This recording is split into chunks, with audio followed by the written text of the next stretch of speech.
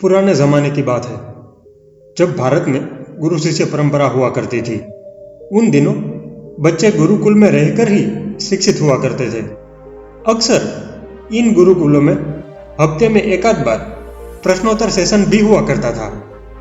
एक दिन ऐसे ही एक गुरुकुल में प्रश्नोत्तर सेशन दरमियान एक शिष्य ने गुरु से प्रश्न पूछा, क्या मनुष्य पूर्ण रूप से स्वतंत्र है?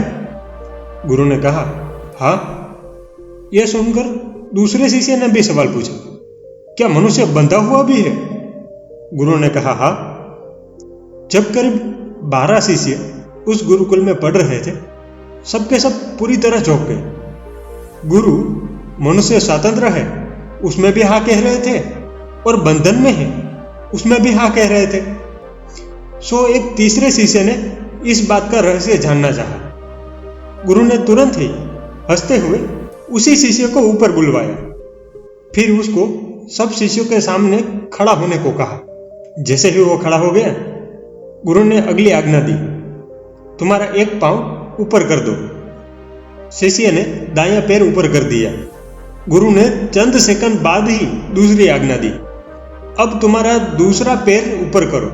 सवाल ही नहीं उठता था। सभी शिष्य हंसने लगे और सबकी हंसी के बीच गुरु ने कहा, यही मनुष्य जीवन है। अब पहला स्टेप भरने के लिए पूर्ण रूप से स्वतंत्र है। ये शिष्य भी जब मैंने कहा कि तुम एक पांव ऊपर करो, तब वह दाएं की जगह बायां पैर भी ऊपर कर सकता था या अपना पैर ऊपर उठाने से भी इनकार कर सकता था, परंतु जैसे ही उसने दायां पैर ऊपर कर दिया, वो बंधन में आ गया। बस यही जीवन का खेल है। मनुष्य कर्म करने हेतु स्वतंत्र है, परंतु कर्म करते ही वह उसके फल में बंध जाता है। दोस्तों, जीवन में कई ऐसे डिसीजन होते हैं जो हमें लेने पड़ते हैं, और वो डिसीजन हम सही लेते हैं या गलत लेते हैं, उसके आधार पर ही हमारा फ्यूचर टिका हुआ है।